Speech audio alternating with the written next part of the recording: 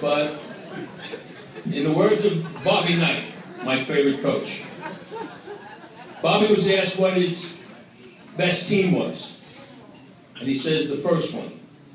Because the first championship team you have is the one you're going to measure all the other ones against. That's the one you're going to ask them to do what the first team did. And they have to get to that level. Bob was our first state champion. What he sacrificed for the sport of wrestling in Bergenfield is unprecedented. Dougie Olson was talking to me before. He says he remembers how emaciated he was. When he gets up here right now, I'll tell you, he's the same height he was when he wrestled at 106 pounds. But, you know, he hasn't stopped eating in 20 years, 40 years. But every day in the room, he led us to our championship season when I was a senior. Okay? He was the example that, you know, he put forth the example that made us champions. Okay? I'd like to now introduce my best friend for over 50 years, okay, and Bergenfield's first state champion, Bob Hurley.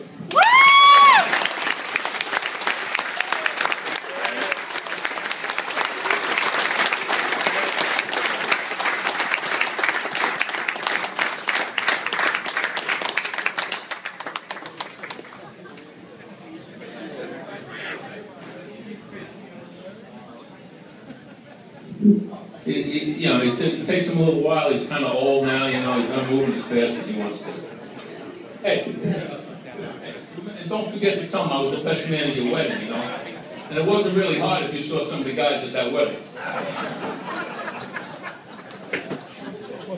That character unbelievable a lot.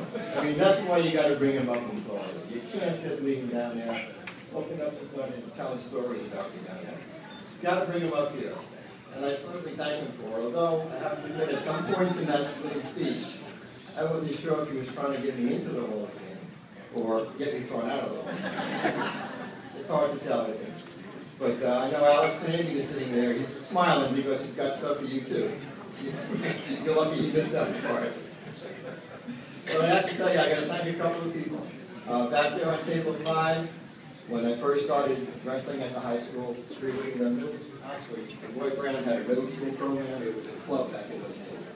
And nobody really knew much about wrestling. I thought wrestling had to do with the guys on TV with the rings and jumping around with the capes and the masks. And that's what I wanted to do, because I could do all that other stuff then. Okay? Flips, backflips, cartwheels, that was it. I thought I can do that, and we go out to the team. But there was no ring. It was just a mat laying there. And I thought, oh, that must be good. That's how we're going to build the ring on top of the mat so you don't scratch the floor. And then they just threw us out there and we had to wrestle on the mat. And back in those days, you didn't get a whole lot of instruction about technique. It was basically who ripped the t-shirt off the key you're wrestling with first. If you lost the shirt first, you lost the match. If you won the shirt, it was yours. So that's what we did. And I loved it. I mean, you haven't lived until you like almost choked to death in your own t-shirt. It was great. I used to bring myself home. My mother, she said, "Where do all these shirts go?" Being a little kid, I just said, I don't know. I think Eddie took it. Eddie was my partner.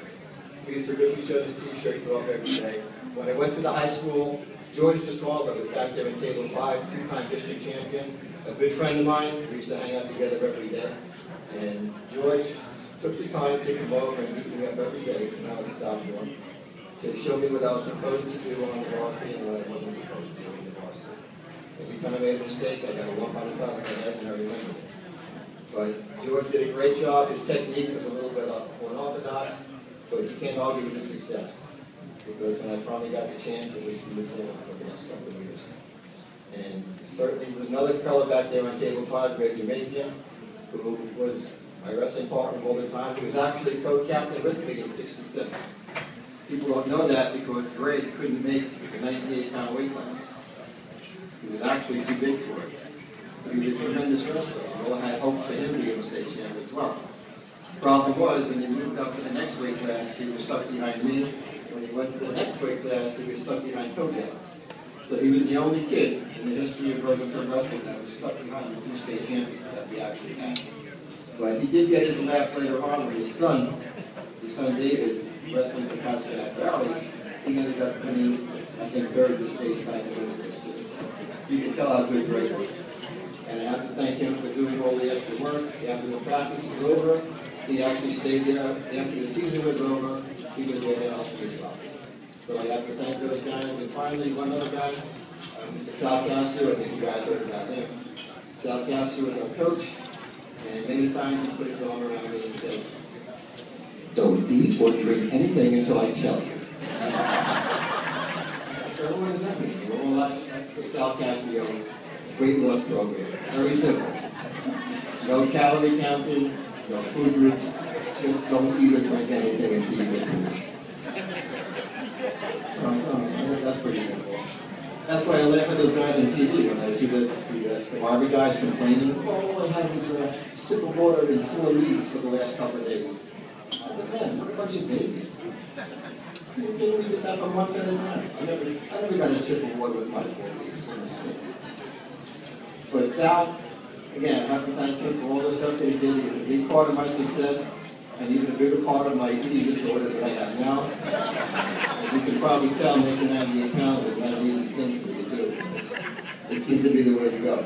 One other thing, we went to visit Sal this summer. He had an injury, as you may have known. He shattered his hip, had to get a couple of hips replaced. Me and Billy went down to his place in Barnett Light to visit him. 2 days after he got out of the hospital, and he was walking around with his walker. And Billy and I looked at each other and said, "Man, when the hell long it's going to take him to throw that walker in the bed?" Because he was just way too active. So we sat there and watched the football game for a couple hours. After it was over, he said, "Look, before you guys go, help me down the stairs. I want to go outside and walk around." Now his house is up 10 feet because he's on the island over the island. And all the houses are elevated. It's a long flight of steps down to the ground. So I held his one arm, he held the railing with his other arm, and Billy was walking down in front of us, and I said, "Billy, move over in case he falls, because it's hitting against your 4-pound back, and we won't have any problem. We're safe." So we started stepping down the steps, we got about halfway down, and he's still standing in front of me. I said, "Billy, what are you doing? Move over in case he falls." He says, "Well, tell him to slow down and I'll get in front of him." And we both started laughing. I said, "Go. The man's 82 years old. He's got 2 new hips and he's walking down the steps faster than you are." He says, "Yeah, well, that's why it's not fair. He has 2 new hips and I have 2 old ones." But in conclusion, I just want to say one thing. In the words of Bob Hope, thanks for the memories.